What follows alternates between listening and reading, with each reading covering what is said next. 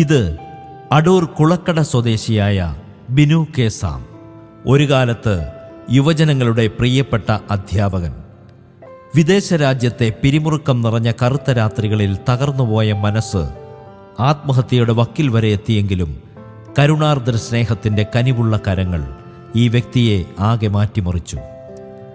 സുവിശേഷ വേദികളിൽ മുഴങ്ങുന്ന സ്നേഹനാദമായി പിന്നീട് മാറിയ Binu K Sam word to word television പ്രേക്ഷകരോട് മനസ്സു തുറക്കുന്നു.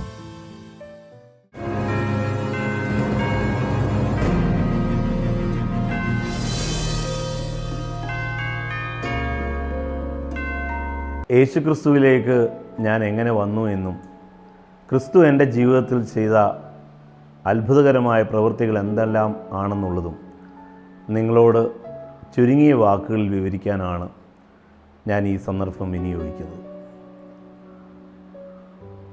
എൻ്റെ മാതാപിതാക്കൾ ഇരുവരും സർക്കാർ ഉദ്യോഗസ്ഥരായിരുന്നു. എൻ്റെ അമ്മ സ്ഥിരമായിട്ട് ഒരു ആസ്മ പേഷ്യൻ്റായിരുന്നു. എപ്പോഴും മരണത്തോട് മല്ലിടുന്നതായൊരവസ്ഥ പലപ്പോഴും എൻ്റെ മാതാവിൻ്റെ ജീവിതത്തിൽ വന്നിട്ടുണ്ട്. അതുകൊണ്ട് ഞങ്ങൾ സഹോദരങ്ങൾ എപ്പോഴും ബാല്യകാലങ്ങളിൽ സ്കൂളിൽ നിന്ന് വന്നു കഴിഞ്ഞാൽ നേരെ ഹോസ്പിറ്റലിലേക്ക് പോകുന്ന സാഹചര്യങ്ങൾ പലപ്പോഴും ഉണ്ടായി.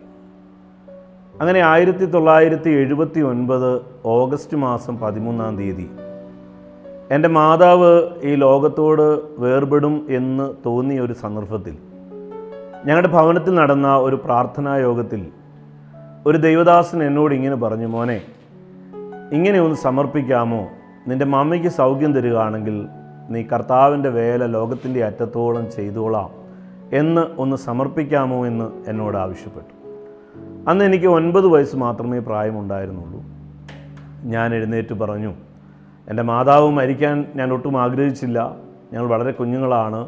അപ്പോൾ ആ ഒരു സാഹചര്യത്തിൽ എന്താണ് പറയുന്നതെന്ന് എനിക്ക് നന്നായിട്ട് അറിയില്ലെങ്കിലും ഞാനിങ്ങനെ പറഞ്ഞു, എൻ്റെ മമ്മിക്ക് സൗഖ്യം തരികയാണെങ്കിൽ ഞാൻ ലോകത്തിൻ്റെ അറ്റത്തോളം കർത്താവിൻ്റെ വേല ചെയ്തുകൊള്ളാം എന്നൊരു സാക്ഷ്യം ഞാൻ അന്ന് പറയുകയുണ്ടായി. ആ സാക്ഷ്യത്തിൻ്റെ ബലത്തിലാണോ കർത്താവിൻ്റെ കരുണയാലാണോ എന്താണെന്ന് അറിയില്ല, മമ്മിക്ക് സൗഖ്യം ലഭിച്ചു. പിന്നെയും ചില നാളുകൾ ആ നിലയിൽ മുന്നോട്ട് പോയി. പിന്നീട് ആ ആത്മീക രംഗത്ത് അതുപോലെ മുന്നോട്ട് പോകാൻ കഴിയാതെ ഒരു പൊത്തുവരുത്ത രീതിയിൽ മുന്നോട്ട് പോകുന്നൊരു സാഹചര്യം എൻ്റെ ജീവിതത്തിലുണ്ടായി. കോളേജിലൊക്കെ പഠിക്കുമ്പോൾ കോളേജ് രാഷ്ട്രീയത്തിലും അതുപോലെ കോളേജ് ചെയർമാനാകാനും അങ്ങനെയൊക്കെയുള്ള കാര്യങ്ങളിലേക്കൊക്കെ ഞാൻ ചെന്നു. ആ നിലയിലായിത്തീർന്നു. മെല്ലെ മെല്ലെ ആത്മീക രംഗത്ത് നിന്ന് പുറകോട്ട് വലിയുന്നതായിട്ടുള്ള ഒരു സാഹചര്യം എൻ്റെ ജീവിതത്തിലുണ്ടായി. വിദ്യാഭ്യാസാനന്തരം സ്വന്തമായി ഒരു തൊഴിൽ ചെയ്ത് ജീവിക്കണമെന്നുള്ള താല്പര്യത്തിൽ ഞാനൊരു പാരൽ കോളേജ് അധ്യാപകനായി മാറി. കുറച്ച് നാൾ ഒരു പാരൽ കോളേജിൽ പഠിപ്പിച്ചു. അതിനുശേഷം ഏതാണ്ട് 20 വർഷത്തോളം എൻ്റെ നാട്ടിലും അടുത്തുള്ള പ്രദേശങ്ങളിലും പല കോളേജുകളിൽ പഠിപ്പിച്ചതിന് ശേഷം സ്വന്തമായ ഒരു സ്ഥാപനം നടത്തി ഏതാണ്ട് 5000-ഓളം വിദ്യാർത്ഥികളെ പഠിപ്പിക്കുന്ന ഒരു അധ്യാപകനായി, നാട്ടിൽ നല്ലൊരു അധ്യാപകൻ, പ്രത്യേകിച്ച് കണക്ക് പഠിപ്പിക്കുന്ന നല്ലൊരു അധ്യാപകൻ എന്ന പേര് എനിക്കുണ്ടായി. ആ സന്ദർഭത്തിൽ തന്നെ ഞാൻ ദൈവവചനം പ്രസംഗിക്കുകയും ചെയ്യുമായിരുന്നു. പക്ഷെ ഒരു പരിധിക്കപ്പുറത്തേക്ക് ദൈവിക വഴികളിൽ വളരാനോ അതിൽ ജാഗരിക്കാനോ ഞാൻ താല്പര്യപ്പെട്ടില്ല. ഒരു ദൈവവചനം പറയുന്ന ഒരു സുവിശേഷകനായി ചില സമയങ്ങളിൽ, പ്രത്യേകിച്ച് കൺവെൻഷൻ സീസണുകളിൽ മാത്രം വചനം പറയുന്ന ഒരാളായി ഒതുങ്ങി നിൽക്കുന്ന ഒരു സാഹചര്യത്തിലാണ് ഞാൻ മുന്നോട്ട് പോയിക്കൊണ്ടിരുന്നത്. അങ്ങനെ ഇരിക്കെ ഒരിക്കൽ എൻ്റെ സ്ഥാപനത്തിലേക്ക് ഒരു ദൈവദാസനെ ഞാൻ കൂട്ടിക്കൊണ്ടുപോയി. പ്രാർത്ഥിക്കാനായിട്ടാണ് അദ്ദേഹത്തെ കൊണ്ടുപോയത്. അദ്ദേഹം എന്നോട് പറഞ്ഞു, ഈ സ്ഥാപനവും ഇതെല്ലാം വിറ്റ് കളഞ്ഞിട്ട് പൂർണ്ണമായി സുവിശേഷ വേലയിലേക്ക് വരുന്ന സാഹചര്യം ഉണ്ടാകും എന്ന് അദ്ദേഹം എന്നോട് പറയുകയുണ്ടായി. എനിക്ക് വളരെ വിഷമം തോന്നി. കാരണം ഞാൻ എൻ്റെ സ്ഥാപനം കുറച്ചും കൂടെ മെച്ചപ്പെടാനും കുറച്ചും കൂടെ ഉയർച്ച പ്രാപിക്കാനുമായിട്ടാണ് ഞാൻ അദ്ദേഹത്തെ പ്രാർത്ഥിക്കാനായിട്ട് കൊണ്ടുപോയത്. പക്ഷേ അദ്ദേഹം ഇങ്ങനെയാണ് എന്നോട് പറഞ്ഞത്. ഞാനതിനെ ഗണ്യമാക്കിയില്ല. പക്ഷേ ഏതാണ്ട് 5000 കുട്ടികളെ ഞാൻ പഠിപ്പിച്ചു. ഓരോ സീസണിലും 500-600 കുട്ടികൾ എൻ്റെ സ്ഥാപനത്തിലുണ്ട്. 10-20 അധ്യാപകർ എൻ്റെ കൂടെയുണ്ട്. പക്ഷേ സാമ്പത്തികമായിട്ട് സ്ഥാപനം നഷ്ടത്തിലായിരുന്നു. ഞാൻ ബ്ലേഡ് കാർഡ് കയ്യിൽ നിന്ന് പലിശയ്ക്ക് പണമെടുക്കാൻ തുടങ്ങി. കുറേ നാൾ കഴിഞ്ഞപ്പോൾ എൻ്റെ സ്ഥാപനം നടത്തിക്കൊണ്ടു പോകാൻ കഴിയാത്തൊരു സാഹചര്യം എനിക്ക് വന്നപ്പോൾ ഞാൻ പല ബിസിനസ്സുകളിലേക്ക് എൻ്റെ കാലുകൾ വെക്കാനിടയായി. സ്ഥാപനം ഒരു വഴിക്ക് നടക്കുമ്പോൾ തന്നെ എനിക്ക് പഠിപ്പിക്കാനുള്ള താല്പര്യം നഷ്ടപ്പെട്ടു. റബ്ബറിൻ്റെ സ്ലോട്ടർ, റബ്ബർ കച്ചവടം, അങ്ങനെയൊക്കെയുള്ള പല പല കാര്യങ്ങളിലേക്ക് ഞാൻ മെല്ലെ വഴുതി വീണു. അപ്പോഴൊക്കെ ഞാൻ പ്രാർത്ഥിക്കുന്നുണ്ട്, ദൈവവചനം പറയാനുള്ള അവസരം ലഭിക്കുമ്പോഴൊക്കെ പ്രസംഗിക്കാനൊക്കെ പോകും. പക്ഷേ ഞാൻ പ്രസംഗിക്കുന്ന കർത്താവിനെ കുറിച്ച് എനിക്ക് വലിയ ധൈര്യമൊന്നും ഇല്ലാത്തൊരു നിലയിലായിരുന്നു ഞാൻ മുന്നോട്ട് പോയിക്കൊണ്ടിരുന്നത്. കാരണം നന്നായിട്ട് ഞാൻ പ്രസംഗിക്കും, പക്ഷേ ജീവിതത്തിലെ അനുഭവത്തിൽ ഞാൻ ധനത്തിന് വേണ്ടി ബ്ലേഡ് കാർഡ് മുമ്പിലൊക്കെ കൈനീട്ടുന്ന അവസ്ഥയുണ്ടായി. അങ്ങനെ കുറച്ച് നാൾ മുന്നോട്ട് പോയി കഴിഞ്ഞു. ഫ്യൂച്ചർ ട്രേഡിങ്ങിൽ, അതുപോലെ തന്നെ ഓഹരി വ്യാപാരത്തിലൊക്കെ എൻ്റെ പണം നഷ്ടപ്പെട്ടു. ലക്ഷക്കണക്കിന് രൂപയുടെ കടക്കാരനായിട്ട് ഞാൻ മാറി. ആത്മഹത്യ അല്ലാതെ മറ്റു വഴികളൊന്നുമില്ല എന്നുള്ള സാഹചര്യത്തിൽ ഞാനായിരിക്കുമ്പോൾ എൻ്റെ പിതാവും മാതാവും ആ സഹോദരങ്ങളൊക്കെ അതിന് ചില വർഷങ്ങൾക്ക് മുമ്പേ അവർ സാമുദായിക സഭ വിട്ട് ബന്ധക്കോസ്ത് വിശ്വാസത്തിലേക്ക് പൂർണ്ണമായിട്ട് മാറിപ്പോയിരുന്നു. എന്നോട് എൻ്റെ പിതാവ് ആവശ്യപ്പെട്ടു, നീയും ഞങ്ങളുടെ കൂടെ വരണമെന്ന് പറഞ്ഞു. എന്തെങ്കിലും ഒരു വഴി ഉണ്ടാകട്ടെ എന്നൊരു നിലയിൽ ഞാൻ ഒരു ബന്ധക്കോസ്ത് സഭയിൽ പോയി. അവിടെ ചെന്നപ്പോഴും എന്നെ പ്രസംഗിക്കാനായിട്ട് ആളുകൾ ക്ഷണിച്ചു. അങ്ങനെ ഞാൻ തിരക്കുള്ള ഒരു പ്രസംഗകനായി മുന്നോട്ട് പോയി. എൻ്റെ കടബാധ്യതകളൊക്കെ എൻ്റെ സഹോദരങ്ങൾ, പ്രത്യേകിച്ച് എൻ്റെ വൈഫിൻ്റെ സഹോദരങ്ങൾ, അവരെല്ലാം കൂടെ ചേർന്ന് വീട്ടി. പക്ഷേ അപ്പോഴും ഞാൻ ഒരു സമാധാനമില്ലാത്തവനായി പോയി. കാരണം ഞാൻ എങ്ങനെ എൻ്റെ കുഞ്ഞുങ്ങളെ പോറ്റും, എൻ്റെ കുടുംബത്തെ എങ്ങനെ കൊണ്ടുപോകും? കാരണം എനിക്കുള്ള സ്ഥലങ്ങളൊക്കെ വിറ്റല്ലാതെ ആ കടങ്ങളൊന്നും എനിക്ക് തിരിച്ചു വിട്ടാൻ സാധ്യമല്ല. എങ്കിലും പൂർണ്ണസമയ സുവിശേഷകനായിട്ട് മാറാനുള്ള ആഗ്രഹത്തോടു കൂടെ ഞാൻ പ്രവർത്തിച്ചു. പക്ഷേ അങ്ങനെ മുന്നോട്ട് പോകുമ്പോൾ ഞാനൊരു സഭയിൽ ദൈവവചനം പ്രസംഗിക്കാനായിട്ട് ചെല്ലുമ്പോൾ അവിടെയുള്ള ദൈവദാസൻ പ്രസംഗാനന്തരം എനിക്കൊരു തുക നൽകാനിടയായി. പക്ഷേ പിന്നീട് ഞാൻ മനസ്സിലാക്കി, അദ്ദേഹത്തിൻ്റെ അന്നത്തെ സ്തോത്രകാഴ്ചയാണ് എനിക്ക് പൈസയായിട്ട് തന്നത്. അതുപോലെ തന്നെ ഞങ്ങൾ കുടുംബമായിട്ടായിരുന്നു പോയിരുന്നത്. ഭക്ഷണമെല്ലാം അവർ തരുമ്പോൾ അവരുടെ ഭക്ഷണങ്ങൾ എടുത്താണ് ഞങ്ങൾക്ക് തന്നത്. ഞാൻ മാത്രം ചെല്ലുമെന്നാണ് അവർ വിചാരിച്ചത്. എനിക്കപ്പോൾ തോന്നി, എന്തിനാണ് ഞാനിങ്ങനെ ഒരു സുവിശേഷകനായിട്ട്, പൂർണ്ണസമയ സുവിശേഷകനായിട്ട് നിൽക്കുന്നത്, എങ്ങനെ ജീവിക്കും എന്നുള്ളത് വല്ല ഭാരമായിട്ട് നിൽക്കുമ്പോൾ ഞാൻ എൻ്റെ വചന പ്രസംഗം കേട്ട ഒരു ദൈവദാസൻ എന്നോട് ഗൾഫിലേക്ക് വരുന്നോ, അവിടെ ദൈവവചനം പറയാൻ അവസരമുണ്ടാകുമെന്നൊക്കെ ആവശ്യപ്പെട്ടു. ഞാൻ പറഞ്ഞു, എൻ്റെ കയ്യിൽ പൈസയില്ല, ടിക്കറ്റ് എടുക്കാൻ പൈസയില്ല, എനിക്ക് അവിടെ ആരെയും പരിചയമില്ല. എന്നാൽ അദ്ദേഹം അതെല്ലാം സമ്മതിച്ച് അദ്ദേഹം തന്നെ എന്നെ കൊണ്ടുപോയി. അവിടെ കൊണ്ടുപോകുമ്പോൾ നാട്ടിൽ നിന്നുള്ളതായ ഒരഡ്രസ്സും ഞാൻ കൊണ്ടുപോയിരുന്നില്ല. പക്ഷേ അദ്ദേഹം തന്നെ എനിക്ക് പല മീറ്റിങ്ങുകൾ അവിടെ ക്രമീകരിച്ചു തന്നു. അങ്ങനെ ഒരു 3 മാസം ഞാൻ അവിടെ നിൽക്കുമ്പോൾ, ഞാൻ തിരിച്ച് നാട്ടിലേക്ക് വരാൻ ആഗ്രഹിക്കുമ്പോൾ എൻ്റെ മാതാപിതാക്കളടക്കമുള്ളവർക്ക് ഞാൻ നാട്ടിലേക്ക് വരുന്നതിനോട് താല്പര്യമില്ല. കാരണം നാട്ടിൽ വന്നാൽ എന്ത് ചെയ്യുമെന്നുള്ള നിലയിലാണ്. അപ്പോൾ ഞാൻ അവിടെ നിൽക്കാനും എനിക്ക് കഴിയുന്നില്ല. അങ്ങനെ ഇരുന്നപ്പോൾ അവിടെയുള്ള മറ്റൊരു ദൈവദാസനെ പരിചയപ്പെട്ടു. അദ്ദേഹം എന്നോട് അദ്ദേഹത്തിൻ്റെ ഒരു സഭയുടെ പാസ്റ്ററായിട്ട് ഇരിക്കാമോ എന്ന് ആവശ്യപ്പെട്ടു. ഞാൻ പറഞ്ഞു, ഞാൻ ഓർഡിനേഷനൊന്നും കഴിഞ്ഞ ഒരാളല്ല, ഇങ്ങനെ ദൈവവചനം പറയുമെന്നുള്ളതിനപ്പുറത്ത് കാര്യങ്ങളൊന്നുമില്ല. പക്ഷേ അദ്ദേഹം തൻ്റെ സഭയുടെ പാസ്റ്ററായിട്ട് എന്നെ നിയോഗിച്ചു. അങ്ങനെ ഷാർജ വർഷിപ്പ് സെൻറ്ററിൽ ശാലേം ചർച്ച് ഓഫ് ഗോഡ് എന്ന് പറയുന്ന ചർച്ചിൻ്റെ പാസ്റ്ററായി ഏതാണ്ട് ഒരു 2 മാസക്കാലം ഞാൻ പ്രവർത്തിച്ചു. പക്ഷേ ആ സന്ദർഭത്തിൽ അദ്ദേഹം എന്നോട് പറഞ്ഞു, ഒരു പാസ്റ്ററെ ചുമതലപ്പെടുത്തിക്കൊണ്ട് മുന്നോട്ട് പോകാൻ ഞങ്ങൾക്ക് കഴിയില്ല, അതുകൊണ്ട് എൻ്റെ കടയുടെ ക്യാഷ്യറായിട്ടും കൂടെ വർക്ക് ചെയ്താൽ മാത്രമേ ദൈവദാസനൂടെ തുടരാൻ കഴിയുള്ളൂ എന്ന് പറയുമ്പോൾ ഞാൻ ചിന്തിച്ചത്, ഞാൻ പൂർണ്ണസമയ ദൈവവേലക്കാരനായിട്ട് മാറിയതിന് ശേഷം പിന്നെയും ഞാൻ ഒരു തൊഴിലിലേക്ക് മാറുമ്പോൾ അത് ശരിയാകുമോ എന്നുള്ള ചിന്ത എനിക്കുണ്ടെങ്കിലും നാട്ടിൽ വന്ന് ഒരു പ്രവർത്തനവുമില്ലാതെ, അല്ലെങ്കിൽ ഇങ്ങനെ ഓരോരോ സഭകളിൽ വിളിക്കുമ്പോൾ മാത്രം പോകുന്ന ഒരു നിലയിൽ എങ്ങനെ മുന്നോട്ട് പോകും എന്നുള്ള ചിന്തയിൽ ഞാൻ ആ മനുഷ്യൻ്റെ വാക്കുകൾക്ക് ചെവി കൊടുത്തിട്ട് അദ്ദേഹത്തിൻ്റെ കടയുടെ ക്യാഷ്യറായിട്ടും അതേസമയം അദ്ദേഹത്തിൻ്റെ ചർച്ചിൻ്റെ പാസ്റ്ററായിട്ടും ഞാൻ പ്രവർത്തിക്കാനായിട്ട് സമ്മതം കൊടുത്തു.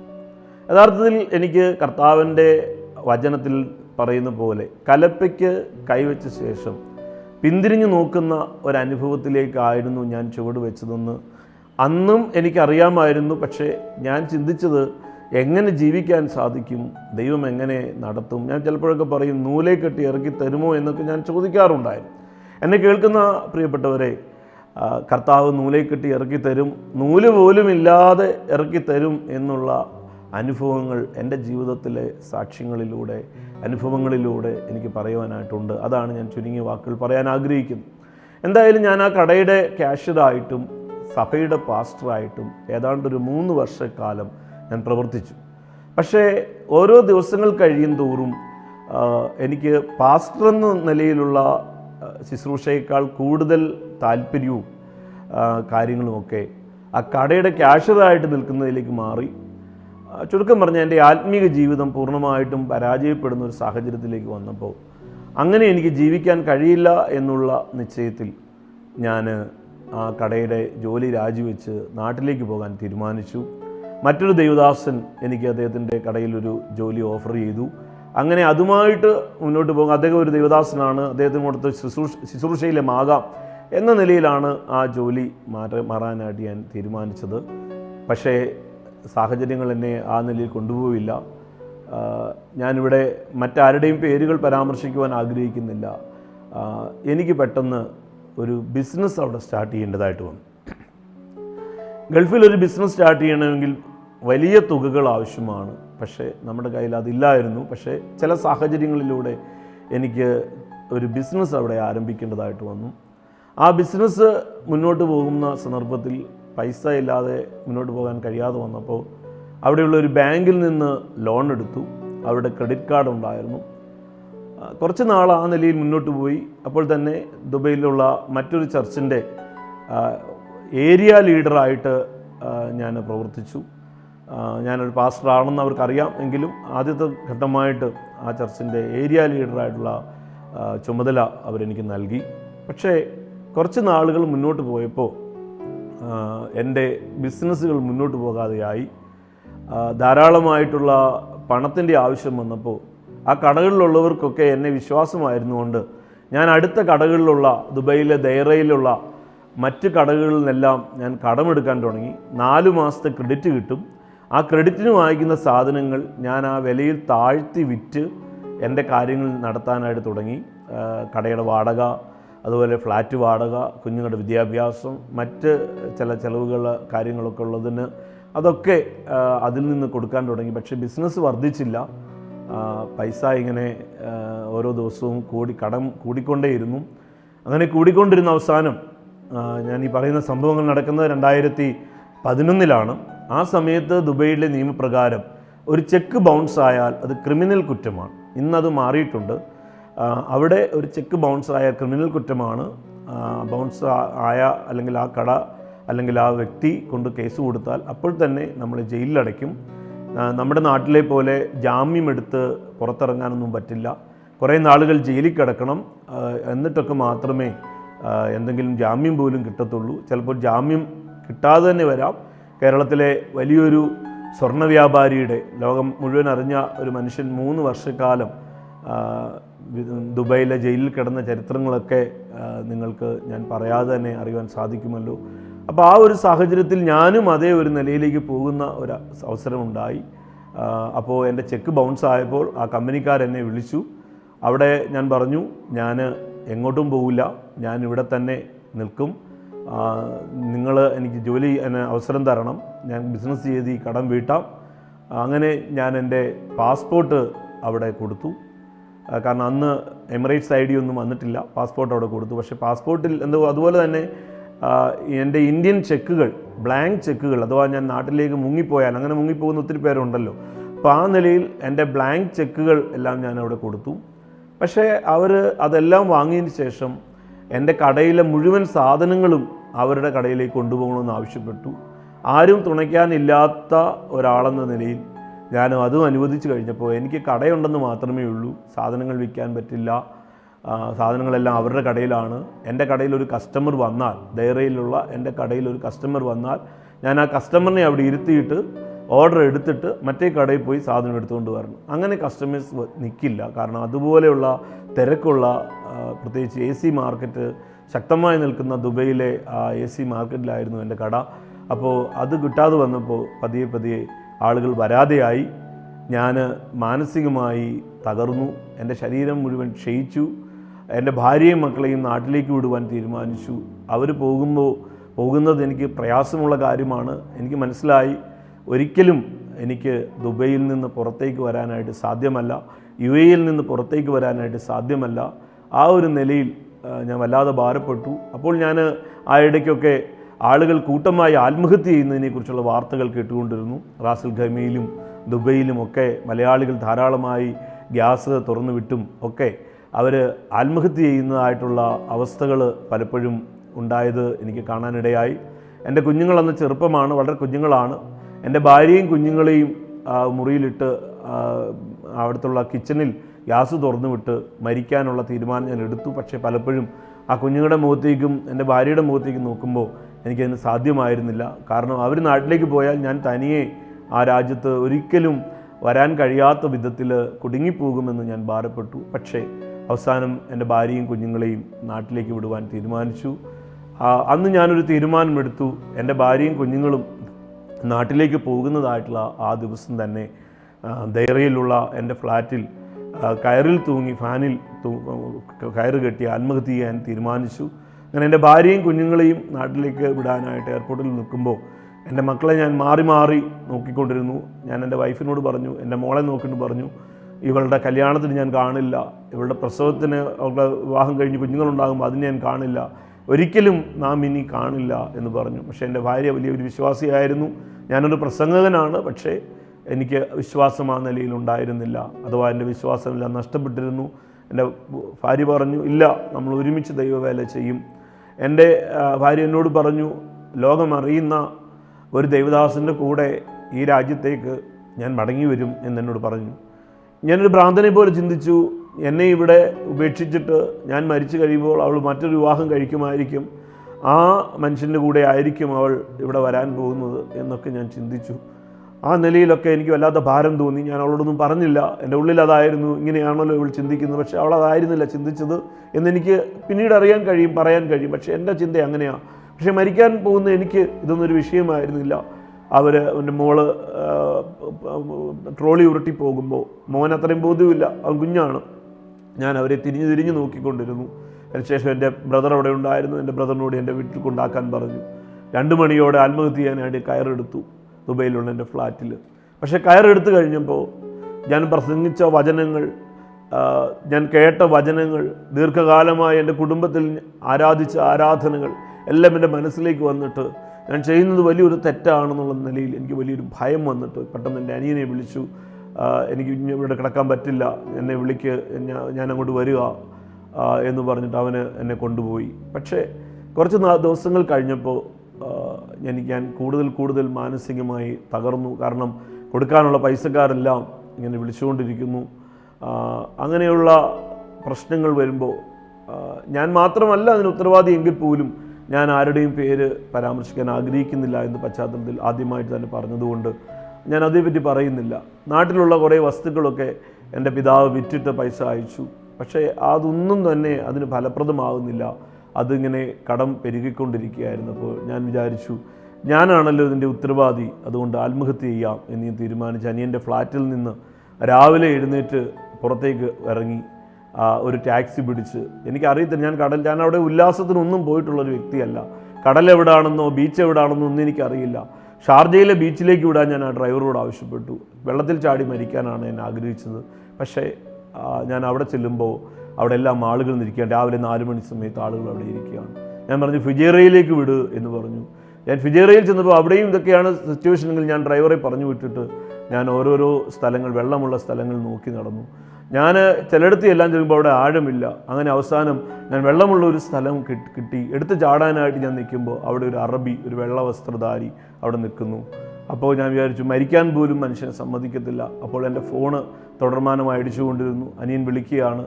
അപ്പോഴെനിക്ക് തോന്നി, ദുബൈയിലെയൊക്കെ നിലയിൽ വരുമ്പോൾ ഈ കാറിലെല്ലാം ഈ ഫോൺ റേഡിയോ ഉണ്ട്. ആ റേഡിയോയിലൂടെ ഇങ്ങനെ ഒരാൾ മിസ്സായി എന്നുള്ള വാർത്ത പറഞ്ഞിട്ടുണ്ടെങ്കിൽ ഇനി അതും മെനക്കേടായല്ലോ എന്ന നിലയിൽ ആ കാറിൽ കയറി ഞാൻ പെട്ടെന്ന് എൻ്റെ അനിയൻ്റെ വീട്ടിലേക്ക് പോയി.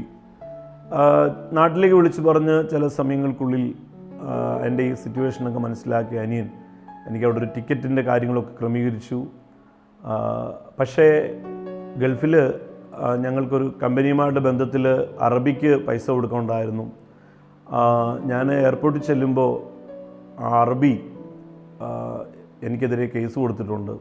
അപ്പോൾ തന്നെ കമ്പനിക്കാർ എനിക്കെതിരെ ബാൻ കൊടുത്തിട്ടുണ്ട്. അതുകൊണ്ട് തന്നെ എയർപോർട്ടിൽ വെച്ച് എന്നെ പിടിച്ചു. പോകാൻ പറ്റില്ല എന്നുള്ള നിലയിൽ വന്നു. ആ ഒരു സാഹചര്യത്തിൽ ഇനിയും രാജ്യത്ത് നിന്ന് പുറത്തു പോകാൻ പറ്റത്തില്ല, ജയിലിലേക്ക് പോകാം എന്നുള്ള നിലയിൽ ഇരിക്കുമ്പോൾ എന്നെ ഷാർജ എയർപോർട്ടിൽ നിന്നും ദുബൈയിലെ പോലീസ് സ്റ്റേഷനിലേക്ക് കൊണ്ടുപോയി. അവിടുന്ന് ഓരോരുത്തരെയായിട്ട് ജയിലിലേക്ക് പോകുന്നതായ സന്ദർഭത്തിൽ പെട്ടെന്ന് രാത്രിയിൽ 2 മണിയോടുകൂടെ അറബി എന്നോട് പറഞ്ഞു, നിൻ്റെ കേസ്, നിനക്ക് ആരാണ് എയർപോർട്ടിലുള്ളത്, പോലീസ് സ്റ്റേഷനിൽ നിനക്ക് ആരാ ഉള്ളത്, നിൻ്റെ കേസെല്ലാം തീർന്നല്ലോ എന്ന് പറഞ്ഞു. അപ്പോൾ ഞാൻ ചിന്തിച്ചു, എനിക്ക് എയർപോർട്ടിലും ആരുമില്ല, പോലീസ് സ്റ്റേഷനിലും ആരില്ല, പിന്നെ എങ്ങനെയാണ് കേസ് തീർന്നു എനിക്ക് മനസ്സിലായില്ല. പക്ഷേ ദൈവം അത്ഭുതകരമായൊരു പ്രവൃത്തിയിലൂടെ ആ കേസ് ദുർബലമാക്കി കളയുകയായിരുന്നു ചെയ്തത്. അതെങ്ങനെയാണ് സംഭവിച്ചതെന്ന് പറഞ്ഞു കഴിഞ്ഞാൽ, എൻ്റെ സഹോദരനും ഭാര്യയും എൻ്റെ കേസ് മാറ്റാനായിട്ട് അവർ പോലീസ് സ്റ്റേഷനിൽ നിൽക്കുന്ന സന്ദർഭത്തിൽ യഥാർത്ഥത്തിൽ പൈസ കൊടുക്കാനുള്ള കേസ് മാത്രമാണ് പൈസ നമ്മൾ അടച്ചിട്ടുള്ളത്, ബാൻ അടച്ചിട്ടില്ലായിരുന്നു. പക്ഷേ രാത്രിയിൽ ഡ്യൂട്ടിക്ക് മാറിയ ഒരു മുദീർ വന്നപ്പോൾ അദ്ദേഹം ഈ 2 കേസും ഒന്ന് തന്നെയാണെന്ന് ധരിച്ചിട്ട്, അതായത് കേസ് അവിടെയുണ്ട്, അതിന് ബാനില്ല, പക്ഷേ ബാൻ ഉള്ളതിന് കേസുമില്ല. പക്ഷേ മുദീർ അങ്ങനെ ധരിച്ചിട്ട്, അതായത് SP റാങ്കിലാണ് മുദീർ എന്ന് പറയുന്നത്, ധരിച്ചിട്ട് 2ഉം ക്യാൻസലാക്കി. അങ്ങനെയാണ് ഞാൻ നാട്ടിലേക്ക് വന്നത്. നാട്ടിലേക്ക് വന്നിട്ട് ഞാൻ താമസിച്ചിരുന്ന വീടും സ്ഥലവും എല്ലാം വിറ്റ് ആ കടങ്ങൾ വീട്ടാനിടയായി തീർന്നു. അതിനുശേഷം ഞാനിപ്പോൾ ഈ താമസിക്കുന്ന ഈ വീട് ഡെഡിക്കേഷൻ ചെയ്തിട്ട് ഏതാണ്ട് ഒരാഴ്ച മാത്രമേ കഴിഞ്ഞിട്ടുള്ളൂ. ഈ വീടിൻ്റെ പേര് സാക്ഷി കൂടാരം എന്നാണ്. അവസാന മിനിറ്റായിട്ട് ചില കാര്യങ്ങൾ അതിനെക്കുറിച്ച് പറയാൻ ഞാൻ ആഗ്രഹിക്കുന്നു. ഞാൻ നാട്ടിലേക്ക് വന്നു കഴിഞ്ഞപ്പോൾ എൻ്റെ വീട്ടിൽ താമസിക്കാൻ പറ്റില്ല, അത് വിറ്റിരുന്നു. എന്നെയും എൻ്റെ കുടുംബത്തെയും എൻ്റെ പിതാവ് ഇവിടെ അടുത്ത് കലയൂരത്തുള്ള ഒരു ചെറിയ വീട്ടിലേക്ക് മാറ്റി. 2 മുറി മാത്രമുള്ള ഒരു വീടായിരുന്നു അത്. ആ വീടിന് പ്രാർത്ഥിക്കാനായിട്ട് ഞങ്ങളുടെ പാസ്റ്റർ ടിനു ജോർജ് 2013 ജനുവരി മാസം 1-ാം തീയതി അവിടെ വന്നു. അദ്ദേഹത്തിനും കൂടെ ഉണ്ടായിരുന്ന 2 ദേവദാസന്മാർക്ക് നിൽക്കാൻ പോലും കഴിയാത്തൊരു നിലയിലായിരുന്നു ഫ്രണ്ട് റൂമായിരുന്നത്. അവിടെ നിന്നുകൊണ്ട് അദ്ദേഹം ഇങ്ങനെ പറയുകയുണ്ടായി, ബ്രദർ, നിങ്ങൾ ഈ വീട്ടിൽ അധികം താമസിക്കത്തില്ല, നിങ്ങൾ ഇവിടെ നിന്നതിനേക്കാൾ വലിയൊരു വീട്ടിലേക്ക് നിങ്ങൾ മാറും, അതിനുശേഷം നിങ്ങൾ മാറുന്നത് സ്വന്തമായ ഭവനത്തിലേക്കായിരിക്കുമെന്ന് പറയുകയുണ്ടായി. പക്ഷേ ഞാൻ ധരിച്ചു, എൻ്റെ കയ്യിൽ ഒരു പൈസ പോലുമില്ല, വീടും പോയി, സ്ഥലവും പോയി, ഒന്നുമില്ലാത്ത ഞാൻ എന്ത് ചെയ്യും എന്ന് ഞാൻ ധരിച്ചു. പക്ഷേ എൻ്റെ വൈഫ് അത് വിശ്വാസത്തോടെ ഏറ്റെടുത്തു. അതിനുശേഷം ഞങ്ങൾ അംഗമായിരിക്കുന്ന Jesus is alive global worship സെൻറ്ററിൻ്റെ ഒരു പ്രവർത്തകനായും ചർച്ചിൻ്റെ ലീഡറായിട്ടും ദൈവവചനം പ്രസംഗിക്കുന്ന ആളായിട്ടും ഒക്കെ ചില വർഷങ്ങൾ ഞങ്ങളായിരുന്നു. അങ്ങനെ മുന്നോട്ട് പോകുന്ന സന്ദർഭത്തിൽ വീടിനുള്ള വാടകയും കുഞ്ഞുങ്ങളെ പഠിപ്പിക്കാനുമുള്ള വഴികളൊക്കെ ദൈവം അതത് അവസരങ്ങളിൽ ഒരുക്കി തന്നു. ഒന്നുമില്ലാത്ത സാഹചര്യത്തിൽ, ഭക്ഷണത്തിന് പോലും വകയില്ലാത്ത സാഹചര്യമെന്ന് ഞങ്ങൾ ഭയപ്പെടുമ്പോൾ ഒരിക്കൽ പോലും പട്ടിണി കിടന്നിട്ടില്ല, ഒരിക്കൽ പോലും ഒരു ബുദ്ധിമുട്ടും വന്നില്ല. എല്ലാ സന്ദർഭങ്ങളിലും ദൈവം വഴികൾ തുറന്നു. പക്ഷേ ഞാൻ ധരിച്ചു, എങ്ങനെയാണ് ഇനി ഞാനൊരു സ്വന്തമായ ഭവനം ഉണ്ടാക്കുന്നത്, എങ്ങനെയാണ് പാസ്റ്റർ പറഞ്ഞതുപോലെ ആ ഒരു പ്രവചനം ജീവിതത്തിൽ സംഭവിക്കുന്നതെന്നൊക്കെ ഞാൻ ധരിച്ചു. പക്ഷേ 2020 ആയപ്പോൾ കോവിഡ് കാലത്തിൽ എൻ്റെ പിതാവിനെയും മാതാവിനെയും സംരക്ഷിക്കുക എന്നുള്ള ഉത്തരവാദിത്വം എനിക്ക് വന്നപ്പോൾ വാടക വീട് ഉപേക്ഷിച്ച് ഞാനും എൻ്റെ ഭാര്യയും മറ്റെല്ലാ ശുശ്രൂഷകളും അവസാനിപ്പിച്ച്, ദൈവവചന ശുശ്രൂഷയും പുറത്തുള്ള ദൈവവേലയും എല്ലാം അവസാനിപ്പിച്ച് കഴിഞ്ഞ 3 വർഷക്കാലം എൻ്റെ പിതാവിനെയും മാതാവിനെയും ശുശ്രൂഷിച്ചു. കഴിഞ്ഞ 2 ആഴ്ചയ്ക്ക് മുമ്പ് പിതാവ് ലോകത്തോട് വേർപെട്ടു. 6 മാസത്തിന് മുമ്പ് മമ്മി വേർപെട്ടു. അങ്ങനെയുള്ള ഒരു സാഹചര്യത്തിൽ ഞങ്ങളിവിടെ പാർക്കുന്ന സന്ദർഭത്തിൽ ഇപ്പോൾ ഇവിടെ ഇരിക്കുന്ന ഈ ഭവനം, ഇവിടെ ഒരു വീടുണ്ടാക്കണമെന്നുള്ള ആഗ്രഹത്തിൽ ഞങ്ങൾ ഈ സ്ഥലം ഒന്ന് നിരപ്പാക്കിയിട്ടു. ഇത് ഹെറിറ്ററി ആയിട്ട് ഞാൻ കിട്ടിയ പറമ്പാണ്, പക്ഷേ ഞങ്ങൾക്ക് ഇവിടെ വീട് വെക്കാനുള്ള പണമോ ഒന്നും ഞങ്ങളുടെ കയ്യിലില്ലായിരുന്നു. ഞങ്ങളിതിലെ നെടുകയും കുറുകയും നടക്കുമായിരുന്നു, ഞാനും എൻ്റെ ഭാര്യയും കൂടെ. ഇത്രയും നീളം ഉണ്ടായിരിക്കണം, ഇതായിരിക്കണം ഹാള്, ഇങ്ങനെയായിരിക്കണം എന്നെല്ലാം ഞങ്ങൾ പറഞ്ഞുകൊണ്ടിരുന്നു. എന്നിട്ട് ചെറിയതായിട്ട് ഇതിൻ്റെ അടിസ്ഥാനം ഇടാൻ ആഗ്രഹിച്ചു. പക്ഷേ കാര്യങ്ങൾ വന്നപ്പോൾ ഒരു പ്രാർത്ഥനാ ഹാള് വേണമെന്നുള്ള നിലയിൽ വന്നപ്പോൾ ഈ വലിയ ഹാള് അങ്ങനെ ഉണ്ടായി. പക്ഷേ ഇതിനുള്ള പണമൊന്നും ഞങ്ങളുടെ കരങ്ങളിൽ ഉണ്ടായിരുന്നില്ല. പക്ഷേ വിശ്വാസത്തോടെ ഈ വീടിൻ്റെ പണിക്കുള്ള അടിസ്ഥാനം ഇട്ടു. ദേവദാസൻ പാസ്റ്റർ ചിന്നു ജോർജ് വന്നതിൻ്റെ അടിസ്ഥാനമിട്ടു. ആ സന്ദർഭത്തിൽ ഇതിനുള്ള പണം എങ്ങനെ കിട്ടുമെന്ന് എനിക്ക് അറിഞ്ഞുകൂടായിരുന്നു. പക്ഷേ ഞാൻ പഠിപ്പിച്ച കുഞ്ഞുങ്ങൾ ഒത്തിരി പേർ ലോകത്തിൻ്റെ വിവിധ ഭാഗങ്ങളിൽ, അമേരിക്ക അടക്കമുള്ള പല രാജ്യങ്ങളിൽ, ഗൾഫ് രാജ്യങ്ങളിലൊക്കെ ഉണ്ടായിരുന്നു.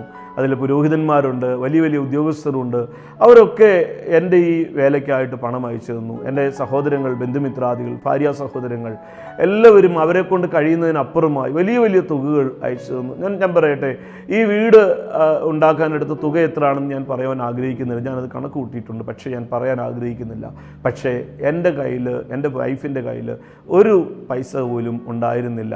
പക്ഷേ കർത്താവ് ഇത് പണിതു തന്നു. കർത്താവ് ഇത് പണിതു തരുമ്പോൾ തന്നെ അനേക മനുഷ്യകരങ്ങൾ ഇതിൻ്റെ പിന്നിൽ പ്രവർത്തിച്ചിട്ടുണ്ട്. ചെറിയ ബാധ്യത ഇതിൻ്റെ പിറകിലുണ്ട് എങ്കിൽ പോലും കർത്താവ് ഇത് നൽകി. അതുകൊണ്ട് പാസ്റ്റർ ടിനു ജോർജ് കഴിഞ്ഞ മെയ് മാസം 21-ാം തീയതി ഈ വീടിൻ്റെ പ്രതിഷ്ഠ നടത്താനായിട്ട് വന്നപ്പോൾ ഞാൻ അദ്ദേഹത്തോട് പറഞ്ഞു, പാസ്റ്റർ, ഈ വീടിൻ്റെ പേര് ഞങ്ങൾ തീരുമാനിച്ചിരിക്കുന്നത് ഇങ്ങനെയാണ്, സാക്ഷ്യകൂടാരം എന്ന് ആയിരിക്കണം ഈ വീടിൻ്റെ പേരെന്ന് പറഞ്ഞ് അദ്ദേഹം സന്തോഷത്തോടെ ആ നാമധേയത്തിലാണ് ഈ പേര് പ്രതിഷ്ഠിക്കുവാനിടയായി തീർന്നത്. ഇപ്പോൾ ഞാൻ ചർച്ചിൻ്റെ ഒരംഗമായിട്ട് മാത്രമാണ് പ്രവർത്തിക്കുന്നത്. സ്വതന്ത്രമായിട്ട് സുവിശേഷ വേല ചെയ്യുന്നു. പൂർണ്ണമായി കർത്താവിൻ്റെ വേലയിൽ ശോഭിക്കുവാൻ ഞാൻ ആഗ്രഹിക്കുന്നു. സമയത്തിൻ്റെ പരിധിയിൽ ഞാൻ എൻ്റെ സാക്ഷി ഇവിടെ ചുരുക്കുകയാണ്. ജീവിതത്തിൽ കർത്താവ് ചെയ്ത ഉപകാരങ്ങൾ, നന്മകൾ, എന്നെ കേൾക്കുന്ന ആളുകളോടും എല്ലാം എനിക്ക് പറയുവാനുള്ളത്, നിങ്ങളുടെ ജീവിതത്തിൽ ഇന്ന് എല്ലാം ശൂന്യമാണെങ്കിലും, ഏത് വലിയ തകർച്ചകളിലൂടെ നിങ്ങൾ കടന്നു പോവുകയാണെങ്കിലും നിങ്ങളെ വിടുവിക്കുന്ന ഒരു ദൈവമാണ്. ഞാൻ അതിന് ഗ്യാരണ്ടിയാണ്, ഞാൻ സാക്ഷിയാണ്. അത് യെശയ്യാ പ്രവചനം 43-ാം അധ്യായത്തിൻ്റെ 18-ഉം 19-ഉം വാക്യങ്ങൾ ഇങ്ങനെ പറയുന്നു, മുമ്പുള്ളവയെ നിങ്ങൾ ഓർക്കേണ്ട, പണ്ടുള്ളവയെ നിരൂപിക്കുകയും വേണ്ട, ഇതാ ഞാൻ പുതിയതൊന്ന് ചെയ്യുന്നു, അതിപ്പോൾ ഉത്ഭവിക്കും, നിങ്ങളത് അറിയുന്നില്ലയോ? അതേ, ഞാൻ മരുഭൂമിയിൽ ഒരു വഴിയും നിർജ്ജന പ്രദേശത്ത് നദികളും ഉണ്ടാക്കും. മരുഭൂമിയിൽ ആരും വഴിവെട്ടാറില്ല, കാരണം അവിടെ മനുഷ്യരില്ല. എന്നാൽ എൻ്റെ ദൈവം മരുഭൂമിയിൽ പോലും വഴിവെട്ടുന്ന ദൈവമാണ്. നിർജ്ജന പ്രദേശത്ത് ജനങ്ങൾ താമസിക്കാറില്ല, കാരണം ജലമില്ലാത്തത് കൊണ്ട് ജനം മാറിപ്പോകുമ്പോൾ അതേ നിർജ്ജന പ്രദേശത്ത് ജലത്തെ നൽകുന്നവനാണ് ദൈവം. അതേ, കാക്കയെ കൊണ്ട് ഏലിയാവിന് ആഹാരം കൊടുത്ത ആ ദൈവം ഇന്നും നമുക്ക് വിശ്വസ്തനായി ജീവിക്കുന്ന ദൈവമാണ്. അതെ, ആ കാക്ക മരിച്ചു പോയിട്ടുണ്ടായിരിക്കാം, അത് ചത്തുപോയിട്ടുണ്ടായിരിക്കാം, ആ ദൈവം മരിച്ചിട്ടില്ല. അതുകൊണ്ട് ഈ ദൈവം എന്നും എന്നേക്കും നമ്മുടെ ദൈവമാകുന്നു. അവൻ നമ്മെ ജീവപര്യന്തം വഴി നടത്തുമെന്ന് അതെ സങ്കീർത്തനം 48-ന്റെ അവസാന വാക്യത്തിൽ പറയുന്നത്. ഒന്നുകൂടെ പറഞ്ഞുകൊണ്ട് ഞാൻ എൻ്റെ വാക്കുകൾ അവസാനിപ്പിക്കുന്നു. എന്നെ കേൾക്കുന്ന ഏത് ജാതിയിലും, ഏത് മതത്തിലും, ഏത് വർഗവർണ്ണ ഭാഷയിലുമുള്ള എല്ലാവരോടും ഞാൻ പറയട്ടെ, ഒറ്റ ദൈവമേ ഉള്ളൂ. ആ സാക്ഷാൽ സത്യദൈവം മനുഷ്യനായി ഭൂമിയിൽ വന്നതാണ് ക്രിസ്തു യേശു. ആ കർത്താവ് നിങ്ങളെ വിടുവിക്കും. ഏത് പ്രതിസന്ധിയിലൂടെ നിങ്ങൾ കടന്നു പോകണമെങ്കിലും നിങ്ങളെ വിടുവിക്കുന്ന ഒരു ദൈവമാണ്. ഞങ്ങളുടെ ജീവിതം അതിൻ്റെ സാക്ഷിയാണ്.